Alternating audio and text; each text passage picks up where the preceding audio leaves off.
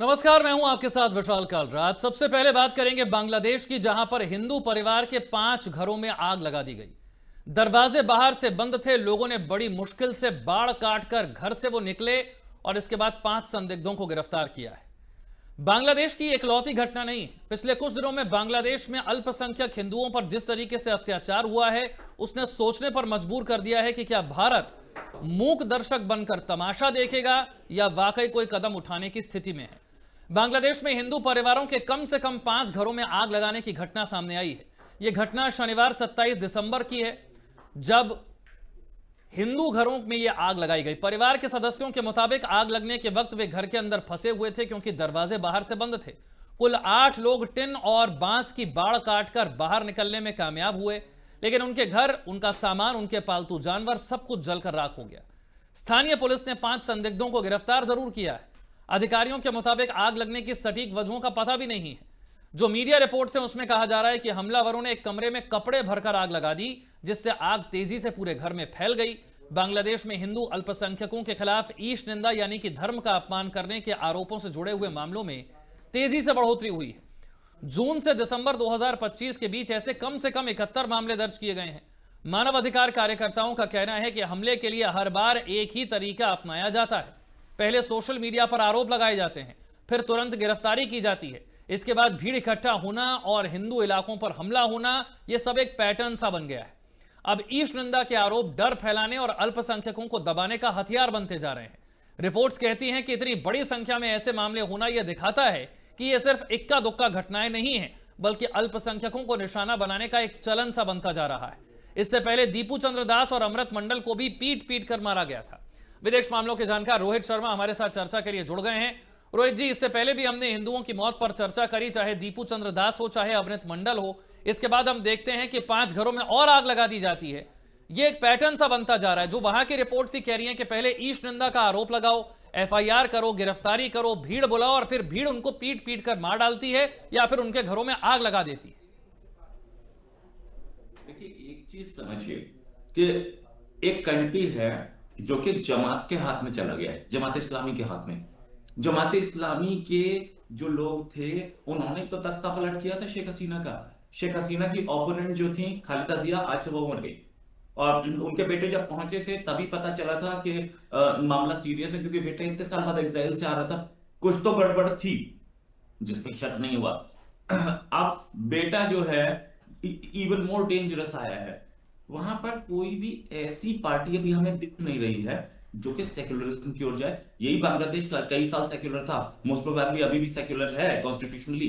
तो हमें ये देखना, हाँ यस, अभी भी कॉन्स्टिट्यूशनली सेक्युलर है, लेकिन उस सेक्युलरिज्म का फायदा क्या जहां पे हमले हों। जमात इस्लामी पूरे कंट्रोल में आ चुकी है। मोहम्मद यूनुस के हाथ में कुछ नहीं रह गया है। मोहम्मद यूनुस के हाथ में सिर्फ वो चीजें हैं जहां वो अमेरिका का राज चला सके, जहां वो पाकिस्तान का राज चला सके, बस। उससे आगे स्ट्रीट्स पे, सड़कों पर क्या सिचुएशन है। अभी थोड़े दिन पहले, कल या परसों की खबर है कि सड़कों पे आर्मी आ गई थी। तो इस समय कंट्रोल करना बड़ा मुश्किल हो रहा है। और ये बांग्लादेश है, ये एक ऐसा कंट्री है जिसमें आप किसी पे भरोसा नहीं कर सकते। जिस आदमी ने इन्हें आजादी दिलवाई उसको ही गोली मार दी। ऐसे लोग हैं। और ऐसा नहीं था कि कोई एक नौतरुम गॉड से उठ करके गोली मार दिया हो, ऐसे नहीं हुआ। बिल्कुल आर्मी घुसी है, आर्मी अंदर घुस के जिया के पूरी फैमिली को गोली मारी है, सॉरी शेख मुजीबुर रहमान की पूरी फैमिली को गोली मारी है, और सबको मार के बॉडी भी 2 दिन बाद निकली अंदर से। किसी को पता ही नहीं था कि अंदर सब मारे जा चुके हैं। तो ये सिचुएशन बांग्लादेश संभालना बहुत मुश्किल काम है। और ये इस समय जो अत्याचार हो रहे हैं ये आज से थोड़ी हो रहे हैं, ये हम 75 से देख रहे हैं। सक्सेसिव इंडियन गवर्नमेंट इस पे एक्शन लेना भूल गई। कल सदगुरु ने जो बोला है यही बात कई लोग कर रहे हैं कि ऊपर का चिकन नेक के पड़ोस का एरिया, उसको एक अलग प्रोविंस, अलग कंट्री बना के वहां पे बांग्लादेश के सारे हिंदू सेटल कर दो और वो एक अलग कंट्री बन जाएगा, आपके फेवर में रहेगा। लेकिन ये आजादी, जब ये बांग्लादेश की आजादी हुई थी 71 में, तभी से हम कर सकते थे। अब तो बहुत मुश्किल है। हाँ, ये जो इस्लामिक हार्डलाइनर्स हैं ये किसी भी काफिर को देखना पसंद नहीं करते। जो नहीं पसंद करते, ये स्टार्टिंग से आ रहा है, बहुत दिन पहले से ये हो रहा है। मतलब हजार हजार साल से हो रहा है। क्यों हो रहा है?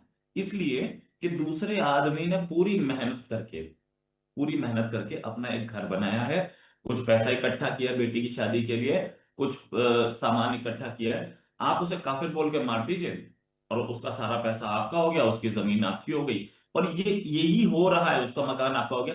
यही बांग्लादेश में हो रहा है, यही पाकिस्तान में हो रहा है, और यही हजारों सालों से होता है। कदम क्या अब तक जो उठाए गए हैं वो आपको लगता है कि उतने कदम काफी हैं? भारत ने जिस जिस तरीके से भारत को विरोध जताना चाहिए था, भारत का विरोध जताना उस ठीक तरीके से जताया गया है? और क्या आपको लग रहा है कि आने वाले दिनों में इस तरह की घटनाएं रुकेंगी? गवर्नमेंट ऑफ इंडिया की बड़ी ही टाइट रोप पे चल रही है। एक तरफ उसको ये दिख रहा है कि बांग्लादेश हाथ से बाहर निकल रहा है, तो बांग्लादेश की किसी भी निंदा करने से पहले वो 10 बार सोच रही है और बड़े ही गिने चुने शब्दों में बिल्कुल बैलेंस्ड वर्ड्स में बोल रही है। दूसरी तरफ उसके सामने एक प्रॉब्लम है, एक हिंदूवादी पार्टी सेंटर में बैठी है और ऑपोजिशन बोल रहा है कि हिंदू मारे गए हैं तो हमारी गवर्नमेंट क्या कर रही है। यहाँ आपके लिए इस समय गवर्नमेंट न तो अपनी हिंदूवादी छवि को छोड़ पा रही है, ना वो बांग्लादेश के साथ कुछ कॉन्फ्रंटेशन में आ पा रही है, क्योंकि बांग्लादेश में इतने सारे लोग घुस चुके हैं, इतने कंट्रीज घुस चुके हैं। सीआईए के या बोलिए कि यूएस मेरीन जो हैं वो बैठे हैं, डेड बॉडी निकल रही है होटल से। कॉक्स बाजार एरिया में पाकिस्तानी आर्मी बैठी है, पाकिस्तानी आईएसआई बैठी है। हम सबको देख रहे हैं, हम सबको देख रहे हैं बिल्कुल क्लियरली। तो ऐसे में हमारे रिलेशंस भी जरूरी है, क्योंकि नेक्स्ट डोर नेबर है, बिल्कुल एकदम साथ है, और एक ऐसा कंट्री है जिसकी हम ये बोलते हैं कि वो 3 तरफ से इंडिया से घिरा है। इसको उल्टा देखिए, इंडिया के साथ कई स्टेट्स मिलती हैं उसकी। टेररिज्म भेजना है या कुछ और सामान भेजना है तो वो कई स्टेट से भेज सकता है, उसके पास कई आउटलेट्स हैं। या वो डिस्टेबलाइज करने के लिए उसके पास बहुत ज्यादा स्कोप है। जरूरी नहीं है चिकन स्नैक से करे, वो मेघालय से कर सकता है, त्रिपुरा से कर सकता है, वेस्ट बंगाल से कर सकता है, उसके पास असम भी है।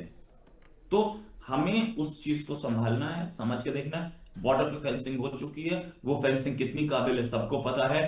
बाकी मैं किसी और पे किसी किसी इंस्टीट्यूशन पे उंगली नहीं उठाना चाहता, लेकिन फेंसिंग बहुत बहुत ज्यादा जैसे बोलते हैं कि बहुत ज्यादा सक्सेसफुल नहीं रही है अभी तक। इतने सारे बांग्लादेशी डेली पकड़े जा रहे हैं, और ये वो इक्का दुक्का पकड़े जा रहे हैं। 5 करोड़ बांग्लादेशी बैठे हैं हमारे कंट्री में, वो सब कर क्या रहे हैं? उनके डेली खबरें आ रही हैं। बैंगलोर में क्या हो रहा है, उधर यूपी में क्या हो रहा है, या आप बोलिए तो ये लोग तो केरला तमिलनाडु तक पहुंच चुके बांग्लादेशी। तो ये सब सब नहीं, कुछ तो क्राइम में है ही, और बहुत बड़ी बड़ी बस्तियां बनी हुई हैं एनसीआर में, जम्मू पंजाब, बड़ी बड़ी बस्तियां बनी हुई इनकी।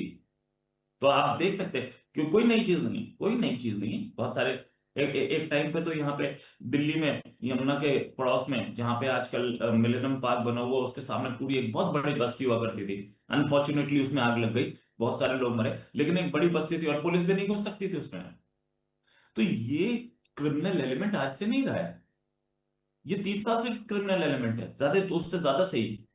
सक्सेसिव गवर्नमेंट्स ने, या कांग्रेस गवर्नमेंट बोलो सीधे सीधे, या लेफ्ट गवर्नमेंट बोलिए उधर जिस वेस्ट बंगाल में, जिसने इनको घुसाया एज वोट बैंक, और आज आपके लिए एक मैनेज पर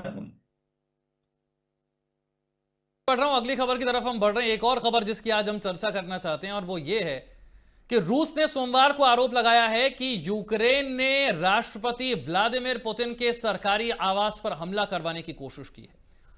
रूस के विदेश मंत्री सर्गेई लावरोव के मुताबिक यूक्रेन ने 28 और 29 दिसंबर की रात को ड्रोन के जरिए हमला किया, जिसे रूस के एयर डिफेंस सिस्टम ने नाकाम कर दिया है। लावरोव ने हमले की चेतावनी दी है कि हमले का जवाब दिया जाएगा। उन्होंने इस हमले को आतंकवाद करार दिया है। दूसरी तरफ यूक्रेन के राष्ट्रपति वोलोदिमीर जेलेंस्की ने इस आरोप को पूरी तरह से झूठा बताया है, मनगढ़ंत बताया है। उन्होंने कहा है कि रूस पर हमला करने का बहाना रूस हम पर हमला करने का एक बहाना खोज रहा है कि यूक्रेन ने ड्रोन अटैक कर दिया तो इसी बहाने से रूस हम पर अटैक कर दे। उनका मकसद यूक्रेन में सरकारी इमारतों पर हमला करना है। हालांकि यह साफ नहीं हो पाया है कि हमले के वक्त पुतिन अपने घर पर थे या नहीं थे। रूस की तरफ से फिलहाल हमले का कोई वीडियो भी रिलीज नहीं किया गया है। रोहित जी, जिस तरीके से अभी ट्रंप और जेलेंस्की की मुलाकात होती है और उसके तुरंत बाद अब यह कहा जाता है कि साहब देखिए पुतिन के घर पर ड्रोन के जरिए अटैक करने की कोशिश की गई है। यूक्रेन कह रहा है कि साहब ये हम पर हमला करने के बहाने ढूंढ रहे हैं, कहानियां बना रहे हैं हम पर हमला करने के लिए। अब सच्चाई क्या है, कैसे पता चले? हम हमला करने के बहाने तो वो ढूंढे जिसकी वॉर न चल रही हो। 3 साल से वॉर चल रही है, हमला करने के बहाने कौन से ढूंढ रहा भाई? उसका मन करेगा वो कभी भी मार लेगा। ये सारी बकवास है। और दूसरी चीज कि मैं कोई रशिया का फेवर नहीं कर रहा हूँ। ये ट्रम्प चाचा है, बहुत बदमाश है। क्या ट्रम्प को नहीं पता क्या हुआ है? इनकी इंटेलिजेंस ऊपर से देख लेती है, नीचे से देख लेती है, दाएं से बाएं से देख लेती है। इनकी इंटेलिजेंस सोवियत यूनियन को, ऐसा कंट्री बिल्कुल क्लोज्ड कंट्री, उसको तोड़ दिया। इनको नहीं पता क्या हो रहा है। सच बात यह है कि जो कुछ हो रहा है, अच्छा ये ट्रम्प तो यही बोल के आए थे कि मैं तो 1 हफ्ते में वॉर खत्म कर दूंगा। आज तक तो ये उसको यूक्रेन को दे रहे हैं हथियार। जेलेंस्की को व्हाइट हाउस में बैठ करके सुनाई थी पूरे मीडिया के सामने। क्या हुआ साहब? जेलेंस्की से गले मिलते घूम रहे हैं। ये सब कुछ जो हो रहा है पुतिन की मर्जी से हो रहा है। पुतिन को पता है कहां के ड्रोन हैं। यूरोप के, अमेरिका के खिलाफ बोल सकता है। सब कुछ ट्रंप को पता है। और बेसिकली ये हमला हुआ है क्यों? आज तक क्यों आरोप नहीं लगाया उसने, पुतिन ने या रशिया ने? आज ही क्यों लग रहा है? वो रशिया पे इनके ड्रोन पहुंचे नहीं है, मॉस्को तक पहुंचे नहीं है इनके ड्रोन। मॉस्को पे ड्रोन का अटैक नहीं हुआ है। ये सब यूक्रेन की तरफ से हो रहा है। और यूक्रेन जो है उसको बार बार वेपन सप्लाई दी जा रही हैं। उसको बार बार टर्की से क्या शिप नहीं जा रहे हैं यूक्रेन? आप अखबार पढ़िए, जो ये वाले मत पढ़िए, डिप्लोमेट पढ़िए। आप जो दूसरे जो अंदर की खबर देते हैं वो पढ़िए। कितने शिप्स टर्की से हथियार आते हैं, टर्की पे ऑफलोड होते हैं। टर्की से वो एक बीच में एक सी तो है, वो काला सागर, ब्लैक सी, इधर से उधर पहुंच जाता है और वहां पे वो ऑफलोड हो जाते हैं। और एक दिन में पूरा शिप, एक दिन में पूरे शिप का सामान उठा के ले जाते हैं। क्यों ले जाते हैं? कहीं रशिया उस पर अटैक ना करते। आप देखिए जो जो जो अखबार हैं, जो वेबसाइट्स हैं जो कि अंदर की खबर देती हैं, उसमें जाके देखिए क्या हो रहा है। कि ये बिल्कुल पब्लिक में मीडिया तो बिका हुआ है ना इनका। इंडिया की मीडिया को बिका हुआ बोलते हैं, ये गोदी मीडिया बोलते हैं। इनका मीडिया सच बोल रहा है क्या? बिल्कुल झूठ बोल रहा है। इनके ये वही प्रेसिडेंट साहब हैं जो बोलते फिर रहे हैं कि मैंने इंडिया और सैंक्शंस लगा के इंडिया और पाकिस्तान की वॉर बंद कराने की कोशिश की। लगा दो सैंक्शंस यूक्रेन पे, अभी बंद हो जाएगी अगर तुम यही कर सकते थे तो।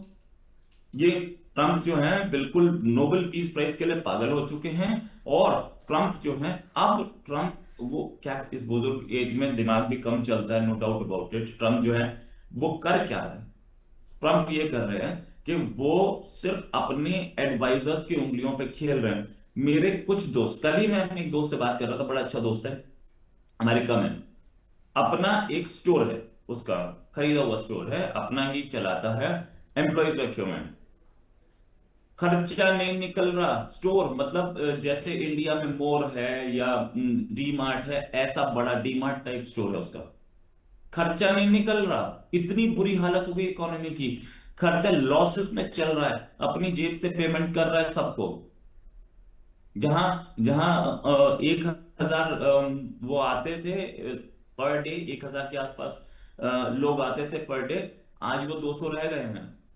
उसको भी ये टैरिफ्स का नुकसान उसे भी है। रेस्टोरेंट चेन्स जो हैं नुकसान में चल रही हैं, अमेरिका की मोटेल चेन्स हैं नुकसान में चल रही हैं। लेकिन ट्रंप को शर्म नहीं है। ट्रंप अपनी फैमिली की पोजीशन बेटर करना चाहता है, अपनी फैमिली को कमाने देना चाहता है, और कुछ नहीं। सिचुएशन ये आ चुकी है। ठीक है, मैं अगली खबर की तरफ बढ़ रहा हूं, तीसरी और आखिरी खबर जिसकी हम चर्चा करना चाह रहे हैं। और ये खबर यूं तो सलमान खान की फिल्म से जुड़ी है, लेकिन सलमान खान की फिल्म से चीन को ऐतराज क्यों है? सलमान की फिल्म बैटल ऑफ गलवान पर चीन में काफी नाराजगी है। वहां कहा जा रहा है कि ट्रेलर हकीकत से बहुत दूर है। चीनी मीडिया कह रहा है कि अभी इसका रिलीज होना बहुत गलत हो जाएगा। सलमान खान की आने वाली फिल्म का नाम है बैटल ऑफ गलवान, जिसे लेकर चीन में आलोचना हो रही है। फिल्म के सीन्स को हकीकत से अलग बताया जा रहा है। जो चाइनीज अखबार है उसने एक चीनी एक्सपर्ट के हवाले से लिखा है कि जब चीन और भारत के रिश्तों में सुधार हो रहा हो तो इस तरह की फिल्म का रिलीज होना गलत है। यह फिल्म सिर्फ भारतीय नजरिए को पेश करके चीन विरोधी भावना को बढ़ा सकती है। बैटल ऑफ गलवान का ट्रेलर 27 दिसंबर को सलमान खान के जन्मदिन पर रिलीज हुआ था। यह फिल्म 2020 में गलवान घाटी में भारत और चीन की सेनाओं के बीच हुई झड़प पर आधारित है। सलमान इसमें कर्नल संतोष बाबू का किरदार निभा रहे हैं। चीनी अखबार ग्लोबल टाइम्स में मिलिट्री एक्सपर्ट के हवाले से लिखा है कि भारत में फिल्मों का इस्तेमाल देशभक्ति की भावना को बढ़ाने के लिए होता है, लेकिन कोई भी फिल्म गलवान झड़प के फैक्ट को बदल नहीं सकती है। रोहित जी, क्या चीन को भी सलमान खान की फिल्म से एतराज हो सकता है? और क्या वाकई चीन के जो एक्सपर्ट्स हैं बड़े बड़े, वो सलमान की फिल्म को इतना सीरियसली ले रहे होंगे? बैटल ऑफ गलवान को लेकर चाइनीज अखबार क्या कुछ लिख रहा है, आपने भी देखा होगा। पिछले 5 साल में 2 चीजें बहुत अच्छी हुई हैं। एक तो पाकिस्तान ने इंडिया को सेक्युलरिज्म सिखाई है, और दूसरा चाइना ने इंडिया को डेमोक्रेसी सिखाई है। मतलब मुझे बड़ा फक्र है इन दोनों पे। तुम्हारे यहाँ मीडिया कितना चलता है भाई? इनके यहाँ मीडिया ये न्यूज एजेंसीज के नाम पे है क्या, जो ये इंडिया को बता रहे हैं कि इंडिया में वो देशभक्ति के नाम पे बनती हैं? कुछ तो बोलेंगे। मतलब दे हैव टू, अगर अगर वो रखा हुआ है आपने एक प्रेस स्पोक्स पर्सन, तो he has to say something. The fact is, ये मैं बताना चाहिए था ना कि इसमें है क्या। गलवान क्लैश के 3 महीने बाद जाके आप एक्सेप्ट कर रहे हैं कि हमारे पास कैजुअलिटी थी, ठीक है, उस दिन नहीं की। इंडिया तो एक ओपन वो है ना, ओपन इकोनॉमी है, हमारे यहाँ फ्री मीडिया है, और मीडिया क्वेश्चन पूछना शुरू कर देता है कि क्या हुआ, कितने लोग मारे गए, आपको बताना पड़ता है। आपका तो मीडिया पूछेगा भी नहीं। आपके जो जवान हैं वो बॉर्डर पे जाने से मना कर रहे हैं, क्यों मना करने भी? आपकी वन चाइना पॉलिसी ने हर चीज को बर्बाद कर दिया। तो फैक्ट इज कि वन चाइल्ड पॉलिसी ने हर चीज को बर्बाद कर दिया। एक बच्चा है 2 माँ बाप का, वो भी बॉर्डर पे जाके मर जाए, क्यों लड़ेगा भाई? वो क्यों मरेगा? वो आर्मी से रिजाइन नहीं कर देगा। यही तो हो रहा है। आपके सैनिक जहां पे भी दिखता है कि यहाँ कुछ गड़बड़ होने वाली है, वो भाग जाते हैं कि भैया मैं, मेरे माँ बाप का ख्याल कौन रखेगा? और एक मरा, उसकी वाइफ भी डिपेंडेंट है, और वाइफ के साथ साथ वाइफ के माँ बाप की भी सिंगल चाइल्ड थी, वो 4 बुजुर्ग फंसे हैं उसमें। तो उसकी वजह से आपके सैनिक भागते हैं, हमारे नहीं भागते हैं। ये जो चाइना है, ये रियलिटी तो कभी सामने आने नहीं देता। क्या चाइना की इकोनॉमी 19 ट्रिलियन की है? किसी से भी बुलवा दो। चाइना अपने आप को बोलता है कि हम 19 ट्रिलियन है, 30 ट्रिलियन है। अरे यार, पूरा आपकी, चलो ठीक है, आपकी मैं बोलूं 5 ट्रिलियन, 10 ट्रिलियन बोल लूं, आपकी जितने भी ट्रिलियन की इकोनॉमी है, 5 शहरों में लगानी है इंडिया को, तो वो पूरा का पूरा इकोनॉमी पूरे कंट्री में लगानी पड़ती है ना, गांव में भी सड़क बनानी पड़ती है। आपको तो 5 शहरों में डेवलपमेंट करनी है बस, तो चलेगी ना मैकलर। कितने कितने गांव में कितने जर्नलिस्ट जाने देते हैं? जाने तो दो। Extremely extreme poor, extreme poverty है आपके यहाँ। तो ये जो बोलता है चाइना, ये एक एक उस लेवल पे बोलता है जाके कि हमारा झूठ जो है उसको कोई वो नहीं कर सकता, प्रूव नहीं कर सकता कि हम झूठ बोल रहे हैं। नहीं प्रूव कर सकते।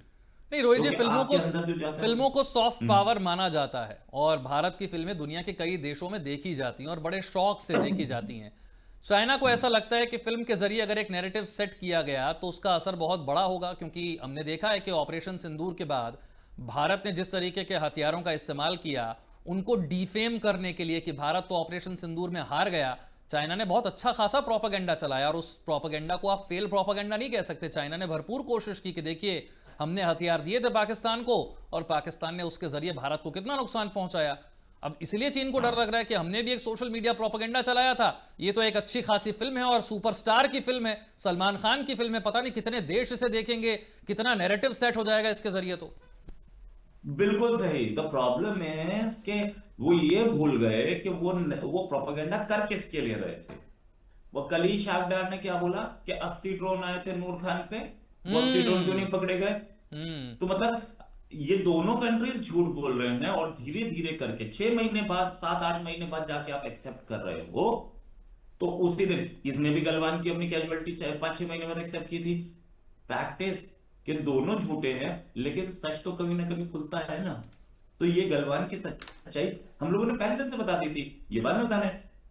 जरदारी क्या बोल रहे थे ऑपरेशन सिंदूर के टाइम पे? मुझे बोला गया बंकर में चले जाओ, और इनके आर्मी चीफ तो पहले से ही बंकर में बैठे थे, सबको पता है। उसका तो नाम भी बनियन बंकर डाल दिया था लोगों ने।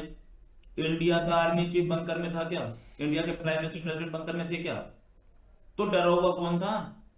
और किसके ऊपर हमला हो रहा था और कौन जीत रहा था। जो हार रहा होता वही तो बंकर में घुसता है। आखिरी के दिनों में बंकर में घुसा था ना, वर्ल्ड वॉर के आखिरी के दिनों में हम्म। घुसा था ना हिटलर। तो ये कहानी है। चाइना को अच्छी तरह से पता है कि मैटर ये है कि भाई, मैं गलवान में बहुत तगड़ी कैजुअलिटीज झेली है मैंने, और ये प्रोपोगेंडा है। आप बैन लगा लो। इंडियन मूवीज ने कभी चाइना से कमाई की हो तो मुझे बता देना, हमें कोई मतलब नहीं है। और चाइना वैसे भी एक क्लोज्ड इकोनॉमी है, और चाइना में जो खबरें बाहर आती नहीं हैं, और जो खबरें आने की कोशिश हो तो एक बार वो प्रेस कॉन्फ्रेंस में बता दे कि शंघाई गैंग क्या है। एक बार अपनी अपने उसमें ग्लोबल टाइम्स में बोल दे ना, वो क्या बोलते हैं उसके सीसीटीवी पे बोल दे कि व्हाट इज शंघाई गैंग, और शंघाई गैंग हु जिनटाओ को चाइनीज कम्युनिस्ट पार्टी की जो वो सम्मेलन हो रहा था उससे हाथ पकड़ के क्यों उठा दिया था। कोई बता दे ना। ये सब के सब क्या कर रहे हैं। शी जिनपिंग इतने दिनों से गायब क्यों है, कोई तो बताए। बीमार है क्या, या बीमार नहीं है तो क्या उनको, वो इतने इनएक्टिव क्यों हो गए हैं शी जिनपिंग, उनको हटाने की कोशिश चल रही है। ये सारी चीजें बताएगा नहीं, वो साइलेंट है। और सच्चाई ये है कि चाइना इम्प्लोजन की ओर पहुंच चुका है। कोशिश हो रही है कि चाइना को अंदर से ही तोड़ दिया जाए। चाइना घबराया हुआ है। चाइनीज इकोनॉमी उतनी है नहीं। इनके सारे झूठ, हाँ मैं एक चीज मानूंगा, चाइनीज मेहनती हैं। चाइना ने मेहनत की है, और अपनी डिफेंस फोर्सेस के लिए तो बहुत ज्यादा मेहनत की है। उन्होंने एक नेवी खड़ी की है अमेरिका के सामने। हालांकि स्टेल्थ प्लेन है नहीं है, सिक्स जनरेशन फाइटर है कि नहीं है, we have no idea. Six generation जिसको बोल रहा है वो 4.5 है कि नहीं, इसका भी कोई आइडिया नहीं है। लेकिन उनके हमारे जब सुखोई उड़ रहा था, तो उनकी जो जिसको वो स्टेल्थ बता रहे थे फाइटर जेट्स को, J-20, वो सारे के सारे रडार में आ गए थे। तो अगर हमारे सुखोई का रडार उसे कैच कर पा रहा है, भले जमीनी रडार ने ना कैच किया हो, सुखोई का रडार कैच कर रहा है, तो स्टेल्थ फीचर तो खत्म हो गया ना। तो हम्म। ये असलियत है पाकिस्तान की। तो चीन और और पाकिस्तान की चाइना पोल की। खुल रही है, और इसी वजह से ये दिक्कत और ये परेशानी जो है हो रही है, और सलमान खान की फिल्म को भी बहाना बनाया जा रहा है क्योंकि डर लग रहा है कि पोल खुल जाएगी। बहुत बहुत शुक्रिया रोहित शर्मा साहब हमारे साथ जुड़ने के लिए और इन 3 अहम खबरों पर चर्चा के लिए।